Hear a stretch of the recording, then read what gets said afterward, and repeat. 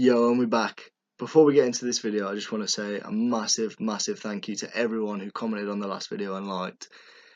It does absolute wonders for me with my confidence, and it makes me feel great when I'm getting comments like that, and I really do appreciate it, guys, and I have a lot of love and respect for all of you, and I appreciate you all sitting through the video and watching. I know I got a bit nervous and stuff, but it comes with it. But I'll learn, and I promise to just keep doing my best to do what I do. But let's get just straight into this video. Today's episode, as you can tell by the title, is discussing the top 5 at each position as of today. I'm not saying through the careers or anything. It's just based on this season, as of now, as of just before midway through the season. But before we get into that, I thought I'd give my opinion on the top player at each position of all time, which is a really controversial one, so it's definitely opinion based. I'm sorry if I offend anyone and anyone disagrees, but if you disagree, leave a comment. I'm down to have a debate with you in the comment section, or if you want to add me, I'm down to speak to any fans that want to talk. And it's what I love doing. I love just discussing basketball. But let's just get straight into it and onto the point guard of the greatest, well, I guess you can say the greatest team of all time. It's Steph Curry. I know a lot of people aren't going to like this. His career's not finished yet, and there's a lot of legends out there that are point guards, and they deserve the respect that they're going to get the shout out for. But for me, Steph Curry's changed the game.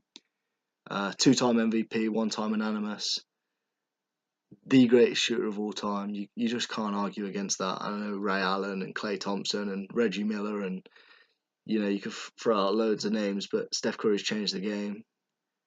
He shoots 43 from 3% for his career, 90% from free throw, and for a career field goal 47.9. Well, 47.9, which for a shooter is actually just incredible. Surprisingly, he actually averages 4.5 rebounds for his career. Now, you think of Steph Curry, the first thing that don't come to your head is, oh my god, he's such a great rebounder. But 4.5 is not bad for a point guard. And I know he's not like Russ, where he grabs a board and it's straight away push tempo, go for it. But he can, you've seen him in transition when he just pulls up from the logo, even at the start of a fast break. The guy's changed the game completely. Assists 6.7% for his career, which isn't bad. I know it's not like numbers like John Stockton put up and Magic Johnson and Jason Kidd and Steve Nash and players like that, but it's still decent for 6.7. I'm sure a lot of players out there would love to average 6.7 assists, but the thing that stands out to Steph is for his career averaging 23.5 points, so round it up to 24. But the thing is, the majority of this is on a team that wins. The thing is with Steph Curry, all he knows is winning. They're on for a three-peat this year, which is probably most likely going to happen. I can't see anybody else beating them this year. Last year and the year before that with KD, they've just torn the league, and unfortunately LeBron couldn't pull through like he did that time when they were 3-1 down and choked the 3-1 lead. Not really helping Steph's case there, but it happens. But that's what happens when you play against the greatest player of all time, I guess. But yeah, Steph Curry anyway, without a doubt the best point guard of all time in my opinion. So let's move on to the shooting guard. So when we're talking great shooting guards, there's so many. You have Dwayne Wade, you have Kobe Bryant, you have Jerry West, and many more. But there's nobody that you can argue with apart from Air Jordan. 6 championships with the Chicago Bulls. He three-peated twice, halfway through retiring in the '94 season when the Houston Rockets went on their two-season win streak. But 6 seasons. Michael Jordan winning championships, both three-peats. He made the game international. It's what made the game popular was Michael Jordan. You see him coming baseline with his tongue out and dunking the ball and running fast. He was incredible. Not just a great offensive player, but also one of the greatest defensive players of all time. The Chicago Bulls probably, there's a couple of teams that you can say are the greatest teams of all time, but the Chicago teams were unbelievable. Nobody could beat them. It was like generally playing against the Patriots. I don't know. it's a different sport, but the Bulls were a team that everyone feared in that Eastern Conference, and you can't really blame them for fearing Jordan. If it's a tough one. I know I grew up watching LeBron, and LeBron for me is the greatest player of all time, which we'll get into. But Michael Jordan's definitely there with him. And as much as I don't like comparing greatest players of all time, I like to base it on decades. And Jordan was definitely the guy in the 90s and late 80s as well. And there's nothing much more you can say about Jordan apart from I'm going to read off his stats and tell you what I can. But Jordan, definitely the GOAT. I mean, I've got to share it between them. Jordan, LeBron, they're both the GOATs. Just to tell you a little fact about Michael Jordan as well. He was not the first overall pick when he was drafted in 1984. He was actually the third. So for two teams to miss out on Michael Jordan, you'd be kicking yourself after that. But just to read out some of his accolades, he is a 10-time scoring champion. I'm not sure if anyone's ever had more than 10 scoring champions. I'm assuming Kareem did, but I'm not too sure without checking the web. He's 3-time steals champion, which a lot of players don't really look at that. But like I said about his defense, he's also one of the greatest defensive players of all time. He's a 14-time All-Star, 6-time NBA champion, like we said. He's 11-time All-NBA, 9-time All-Defensive, and he was also Rookie of the Year, 3-time. No, he wasn't. He was a 5-time MVP and a 6-time Finals MVP and a 3-time All-Star MVP. He was also Defensive Player of the Year, and he made the All-Rookie team. Now, we talk about greatest scorers of all time. We talk about Kevin Durant being able to score the ball in a different way, and Kobe Bryant being an elite scorer, and Steph Curry being a great 3-point scorer and stuff. But Michael Jordan, for his career, averaged 30 points.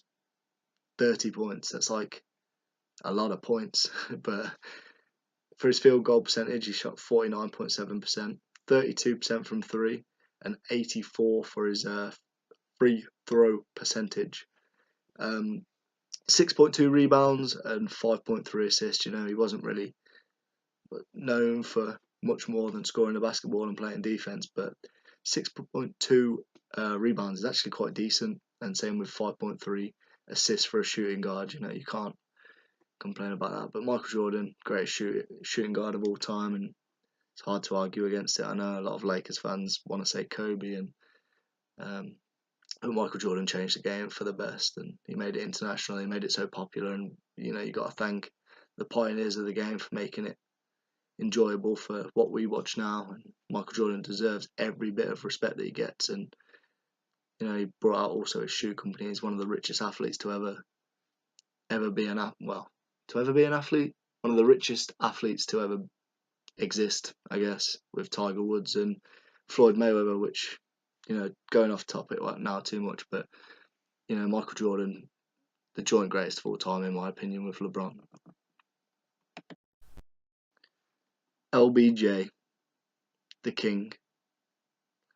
LeBron, the greatest small forward of all time in my opinion.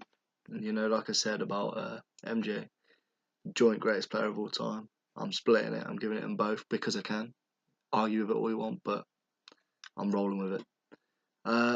What is it to say about LeBron?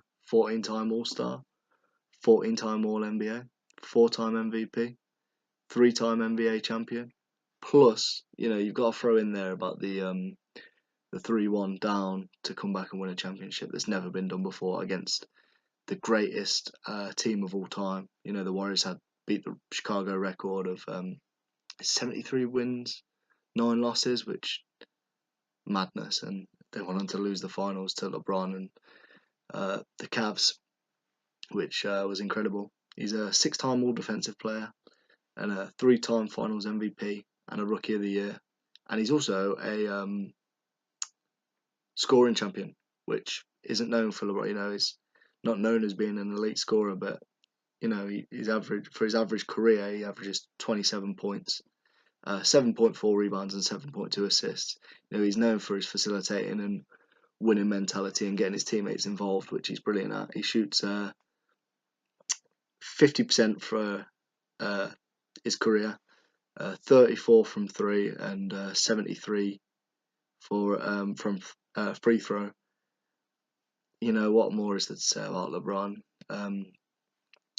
One thing I suppose I can mention is he's not just a great player on the court. If there's never ever been bad media reports on LeBron James. I know they say he's a teammate killer and a coach killer, but the guy wants to win, and you can't argue with that. That's what we want in athletes, is a winning mentality and not chasing the bag and earning the bag in their own rights. And by bag, if you didn't know, I meant money.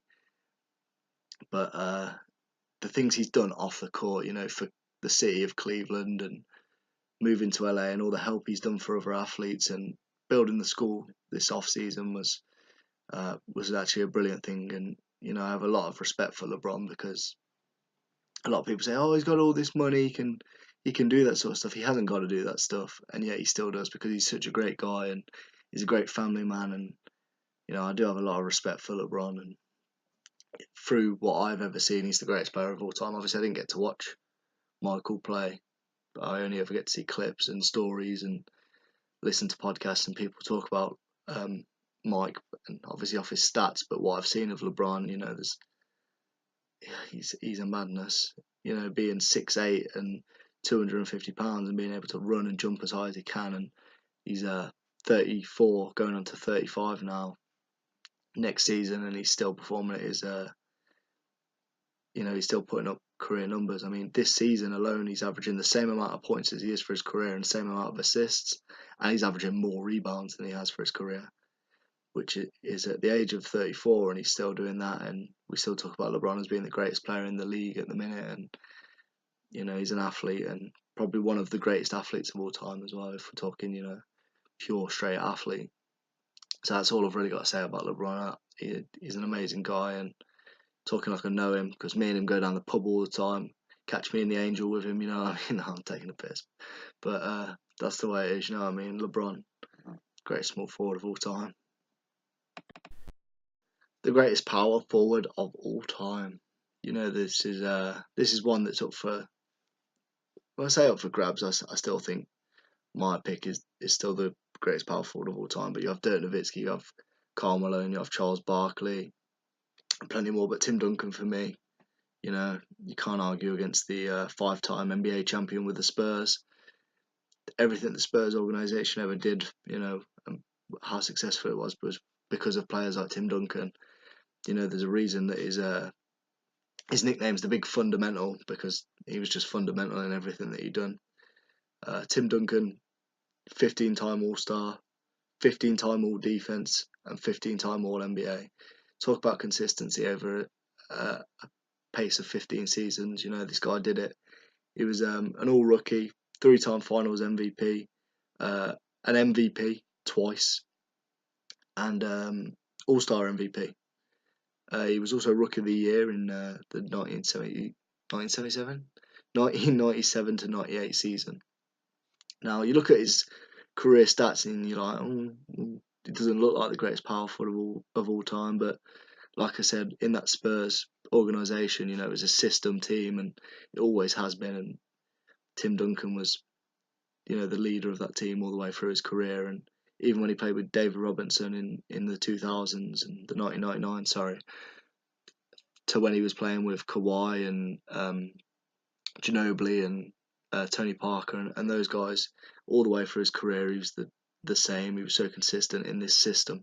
So for his career, he only averaged 19 points, 10.8 rebounds, and 3 assists. Shot 50% for field goal, 17.9 from three, and 69.6 for free throw. And you look at them stats and you're laughing, but you know, you ever watch footage of Tim Duncan, and the guy's a leader, and he's, you know, if he was in that game against the Miami Heat, you know, we'd be talking about a different championship, and would LeBron be a 2-time champion, not 3-time, because they were one rebound away from winning that championship. And I don't know why Tim Duncan was out of the game, but who's going to question Coach Pop, because he's the greatest coach of all time. But you know, Tim Duncan, there's not much more you can say about him, apart from my favourite ever clip of Tim Duncan is when he got kicked out of the game for laughing on the bench. The guy's the most quiet guy you'll ever see. You know, the most casual person. He does not look like an NBA player apart from his like height and stuff. I mean, he's 6'11", but he's sat on the bench, and all of a sudden he's just laughing to himself on the bench, and the ref kicks him out of the game for it. And you have to go watch that clip because it is quite funny. So that's it really for power forward and Tim Duncan. Like I said, there's for a few other names, but Tim Duncan's the greatest power forward of all time in my opinion. Onto the centres, this is probably the hardest one. There's so many dominant centres that have ever been, especially in the 80s and 90s and early 2000s. The league used to be run by dominant centres. It came up through Bill Russell and Wilt Chamberlain, and Bill Russell being the guy with 11 rings, and Wilt Chamberlain scoring 100 points and averaging 50 for a season. And I've got a friend that can tell you plenty of stats, so shout out to him. I know I don't know if he'll be watching this actually, but maybe we can get him on one episode and just talk about the greatest of all times and talk about players, and he'll tell you everything he knows about Wilt Chamberlain. But then we go on and we move on to Kareem, who I've actually got as the greatest centre of all time. Kareem wasn't just a great NBA player, but also one of the greatest high school players and greatest college players. What people don't know is he only ever lost 2 games before he came to the NBA, during high school and college, which was like mad. He's known for being an elite winner and elite scorer. Before we carry on talking about Kareem, I just want to keep mentioning a few centres. You have Hakeem Olajuwon, David Robinson, Patrick Ewing, and of course Shaquille O'Neal, who was a bit later than everyone else, but came in the 90s and dominated all through the early 2000s. And Shaq's one of the greatest of all time, but for me it's just got to be Kareem. He's the all-time leading scorer in the NBA, 19-time All-Star, which I think is the most ever All-Star appearances. He's a 2-time scoring champion, 4-time block leading champion, 6-time NBA champion, 15-time All-NBA, 11-time All-Defensive, All-Rookie Team, 2 times Final MVP, 6-time MVP, and Rookie of the Year. Kareem Abdul-Jabbar, when he played for the Bucks, was a different player compared to when he played for the Lakers with Magic Johnson. But unfortunately, I was only how old was I when Kareem? Oh no, I wasn't even born. That's a good point. But Kareem, he is what he is. It's a shame that the league's sort of lost the big man. I know, as the league developed, bigs grew more to grabbing rebounds, running fast breaks, and spotting up and shooting threes, and it took out the dominance of the centre. But it's the way the game's developed and the game's changed, and it might be for the better, it might be for the worse. But there are some Hall of Fame centres that definitely, you could have a team of centres that have been the greatest of all time. But for me, it's got to be Kareem, just because of being the leading scorer of all time, and the fact that he's a 6-time MVP and 6-time champion, and then plus through his college accolades and his school accolades, and only ever losing 2 games. The guy was a winner, and you can't argue with that. And plus, he had the impossible move, the sky hook, which has never been replicated or never been done by anyone else, and it was an unstoppable move. If you go back and watch clips of it, it was unreal. I wish I could put some in, but I don't really want to, because I want you to go check it yourself. But yeah, Kareem Abdul-Jabbar as the all-time greatest centre. Just quickly before we move on to the top 5 at each position of today's game, I just want to give I put a few players at the bottom just that deserve a big shout out, because they would have been second. I suppose you could say this is the second greatest players of all time in my opinion. Again, Magic Johnson. I know because I've grew up watching Steph and got to love Steph, but Magic Johnson was the guy before Steph came along, and he was the greatest point guard. And it's such a shame that he got HIV, because it ruined not that it ruined his career. He still got great accolades for his career, but it was in his prime, near his prime, and it stopped him from achieving everything he wanted to achieve. And I know now he's the GM of the Lakers, and he's doing a great thing with Rob Pelinka, but it is a shame that his career got cut short. Kobe Bryant, closest you'll get to MJ, 5-time champion. In my opinion, second greatest shooting guard of all time. It's Kobe, you know what I mean? There's not much more you can say about Kobe's. He's a great scorer and a champion. Larry Bird, Larry Bird goes very under radar, but in the 80s, him and Magic, they brought basketball back to life. It was sort of a dying sport that was going out, and the Celtics and Lakers rivalry made it popular again, and that's why we have the league we do today and why it's so popular with all the rivalries, and it's because of those two guys. And if you ever watch clips of Larry Bird, he does not look like a basketball player, but the way that guy played was unbelievable, and you look at him and you'd never think he was one of the greatest, but he was. If you definitely go watch clips of Larry Bird, I highly recommend, because he was an under radar player that doesn't get the respect he deserves. A power forward, like I said, there's so many you can throw out: Carmelo and Charles Barkley. There's more. I can't think right now, but Dirk Nowitzki for me. He changed the game for the big men. Moderated the stretch four a bit more. I know there was a few players before that were stretch fours, but he definitely changed the game and being one of the greatest scorers of all time. And that championship with Dallas is probably the best championship that anyone's ever won. That team was never a championship team, and they went on to win it and prove everyone wrong. And it was all because of Dirk Nowitzki and his brilliance and his professionalism, and he's a great scorer. Centres, I've mentioned them all, but Wilt Chamberlain, 100-point games, averaging 50 points for a season and stuff like that. And he's also got the longest streak with over 30-point games, which James Harden's going through at the minute, but he's second and he always will be behind Wilt Chamberlain. Then three more at the end, Dwayne Wade, he deserves a lot of love. Dwayne Wade's one of my favourite players of all time, and he's a brilliant guy off the court as well. Kevin Durant, his career's not over, but by the time it is over, I'd probably put him over Larry Bird, but it's not over yet, so we'll see what Kevin can do in the rest of his career.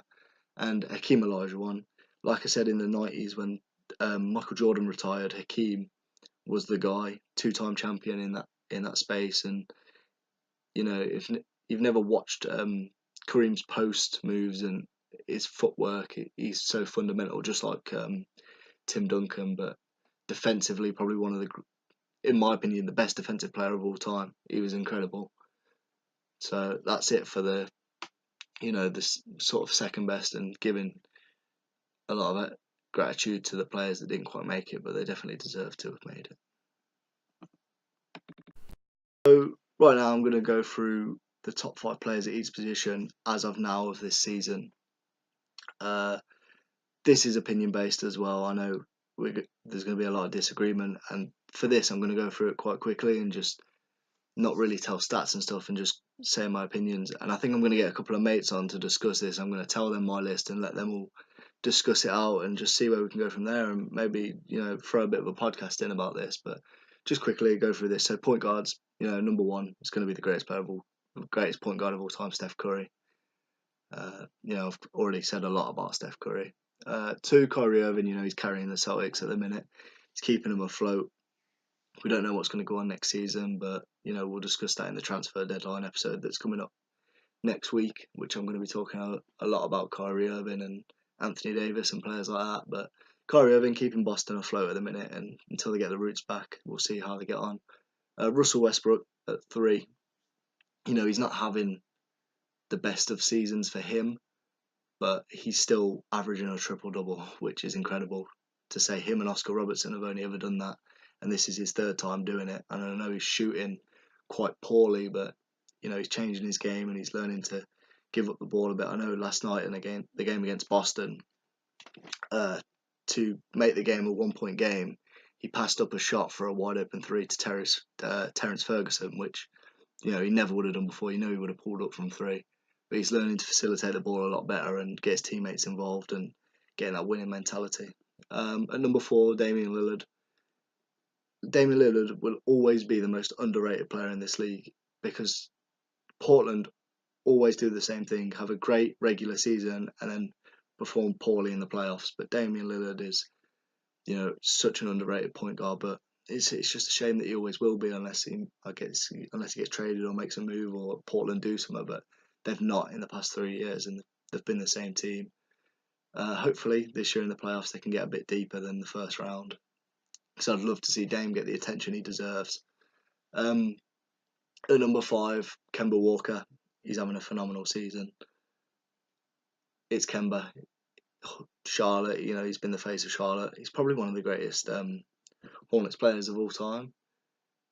But they're never going to figure anything out. And Kemba's up for a new contract, and he's going to be entering the off season, the free agency, sorry, this summer. So I'm really hoping that he doesn't stay in Charlotte. I'm sorry, Charlotte fans, but you know they need to do something about it if they're going to keep him, because it's unfair. His talent's being wasted on a poor team that are just going to be a 7th, 8th seed in the East and getting knocked out by Toronto or the Bucks or the Celtics. And then in the 6th spot, I know I said top 5, but I added a 6 because it's hard for some of them. I put Ben Simmons. He's in his sophomore year. Is it sophomore? Rookie? Yeah, sophomore year, and he's, you know, doing what he does. I know he's still not shooting threes, which is a bit of a letdown, but he'll develop and he'll soon be in that top 5. But as of this season, he's in the 6th spot for me. So we'll go from there, I guess. Shooting guards. On to the shooting guards. James Harden, you know what I mean, number 1. What else can you say about James Harden, about the season that he's having? You know, he's been keeping like I said about Kyrie. Same with James Harden, he's been keeping the Rockets afloat, but on a higher level than Kyrie has. The scoring that he's been doing at the minute is incredible, and you can't argue against James Harden being the best shooting guard in the league. At number 2, I've put Victor Oladipo. I know he's out for the season now, but he was having a great season with Indiana.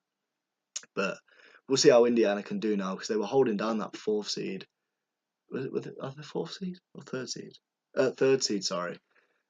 But now I think they're going to fall off a little bit. Maybe Philly or Boston might take over that, and hopefully Pacers can still do well in the playoffs. Because I do like the Pacers. Like I said in the last episode, they're a grit and grind team, and it's a shame that Oladipo's gone down, because I was looking forward to seeing him in the playoffs. Number 3, Klay Thompson. You know, he's on the best team in the league, and he's a big key factor to why they're the best team in the league. Him and Steph, the best backcourt we've probably ever seen.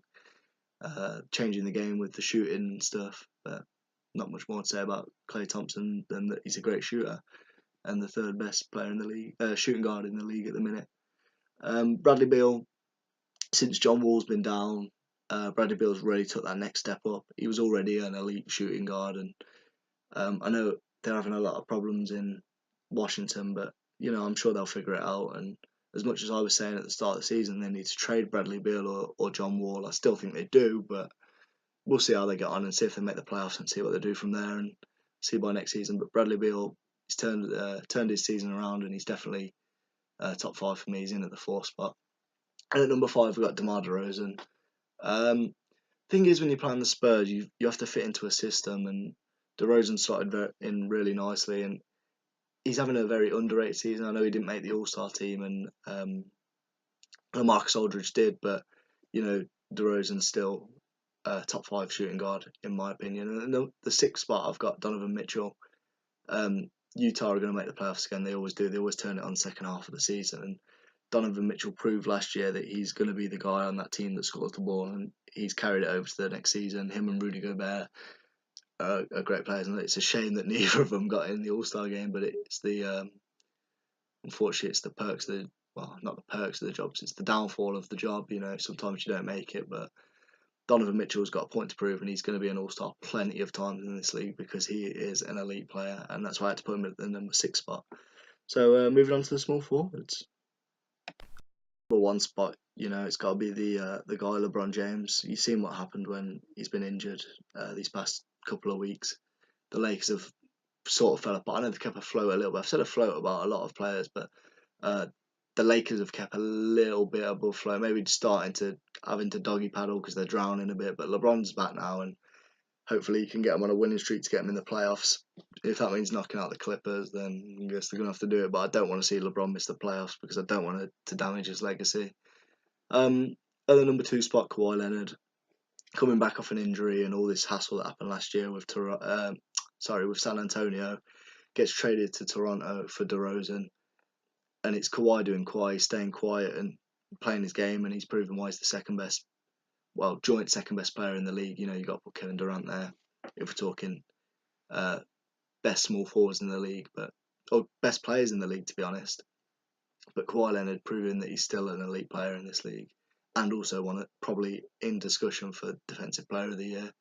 At number 3, I've got Paul George. From last year, he struggled a bit joining the OKC team. I know. I'm not blaming Carmelo here, but Carmelo was a big liability on defense for them, and it's why they got knocked out of the first round of the playoffs. But they're playing a lot better now. Like I said, top 3 defensive team. Steven Adams, Paul George, and Russell Westbrook are really elite players. And Paul George is definitely proving why he's an all-star starter this year, and he's upped his game. He's in the MVP conversation. Number 4, I've got Kevin Durant. It's a shame that Kevin Durant's fallen to number 4, but with that Warriors team, they have to share the ball so much, and with Kevin Durant being such an elite scorer, he has to share his scoring with Klay Thompson, DeMarcus Cousins, Steph Curry, and plus the rest of the team. So I had to drop him down to 4, even though they've got the best record in the league, and he's one of the best players in the league. This season based, he's number 4 for me. And then at number 5, I've actually got my Rookie of the Year, Luka Doncic. He's proven to everyone coming into this league, everyone doubting him, saying, "Oh, he played in the Euro League. Why are we all saying he's going to be great?" He's great, and he's the future of this league for sure. Some of the crazy shots he hits, and if you follow Bleacher Report and House of Highlights, you see all the clips that he's hitting, and he's a fan's favourite in Dallas, and I'm glad that Dallas traded up to get him because he has been absolutely amazing, and that's why he's at the number 5 spot. And you're thinking, oh, why is a rookie at the number 5 spot? But if you watch Luka Doncic, you'll see why he's the number 5 spot. And at number 6, I got Chris Middleton. I know he's listed at shooting guard, but he's been playing small forward for the past 2 seasons because they run Eric Bledsoe at point guard, Malcolm Brogdon at shooting guard, and Chris Middleton at small forward. He's one of the best 3-and-D guys in the league, and he's made it to the All-Star team for the first time this year, and it's well deserved because the Bucks are playing great this year, and they're the number 1 seed in the East at the minute as of now. And Chris Middleton, big reason for that, 3-and-D guy, like I said, and that's why he's in at number 6. So now, just quickly moving on to the power forwards. Don't worry, I didn't forget him. Giannis Antetokounmpo is at number 1 of power forwards. I know a lot of people think he's a small forward, but he plays power forward. Like I said, Bledsoe at the 1, Brogdon at the 2, Middleton at the 3, Giannis at the 4, Brook Lopez at the 5. It's how they run it. So Giannis is listed at power forward now. Him, James Harden, Paul George, LeBron, Steph, all in the MVP talk. He's probably leading at the minute with his team doing so well. There's not much more to say about Giannis. At number 2, I've got Blake Griffin. Now, I know the Pistons aren't winning as well, and I know that they're struggling a bit, but Blake's definitely not struggling. He's having a career high in points and assists, and he's shooting the ball better than he ever has. He's proven that he can lead a franchise like he always did in LA. I know we had Chris Paul and DeAndre Jordan. It was sort of like Lob City, but Blake's proven that he needs a few more pieces around him, but he's playing point forward at the minute, and he's absolutely carrying that team, and that's why I put Blake at the number 2 spot. And then just beyond Blake, it was a toss-up between Blake and LaMarcus Aldridge, and I know LaMarcus Aldridge is also an all-star this year, but the Spurs, for me, are having one of those seasons. It's a Spurs-like season. They're just quiet, and then all of a sudden they creep up on you. But LaMarcus definitely up there as the number 3 this season. Number 4, this might be a bit of a I might have chose this pick because I'm an LA fan, but Tobias Harris, career numbers in points, rebounds, and assists, shooting the best he's ever shot. He's proven that he can be the star of a team, and with him needing a contract extension this year and becoming a free agent, he's proven that he deserves to get this bag from LA. And I hope as a Clippers fan that we do pay him, because I'd love to see him as the future of our team. Number 5, the guy that I say no one really talks about. A lot of people do talk about, but you might not have heard this name if you're not really a massive NBA fan. Spicy P, Pascal Siakam. Toronto are one of those teams that just stay quiet, and they always finish with the best team record in the East. I don't know if it would be a toss-up between them and the Bucks this season, but Pascal Siakam his intention for the most improved player of the game. He's probably leading it for me at the minute. He's been absolutely phenomenal, and he definitely deserves to be in that 5 spot. And here we go, I'm starting to say phenomenal again. I promised myself I wouldn't say phenomenal more than 5 times, but I'm starting to say it again. And then at number 6 spot, I've got Draymond Green, another warrior. I know he's not having his best of seasons, but defensively he's the anchor to that team, and he keeps that team afloat. I said afloat again. Now that's the new word of the episode, afloat. But Draymond Green is Draymond Green, does what he always does. Gets the crowd riled up, gets his team riled up, and as many technicals as he gets, he's still the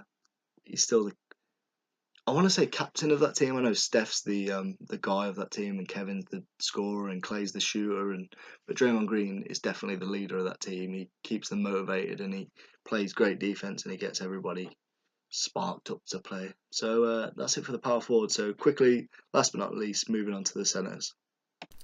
Now I know the league isn't like it used to be when we used to have like 5 dominant centres which were the best in the league. I know especially in the 90s we had some of the greatest centres, and then we went through a massive drought in the late 2000s, from like 2007 till 2015.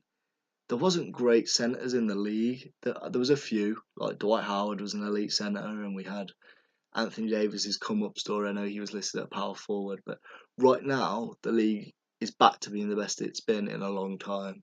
At number 1, I've got Anthony Davis. Career numbers. I know he's just requested this trade, and like I said, we'll talk about this in next week's episode of This Week in the NBA. But still proving that he's the best. And I've listed him at a centre because that's where he's been playing, and they've been running Nico or Julius Randle at power forward.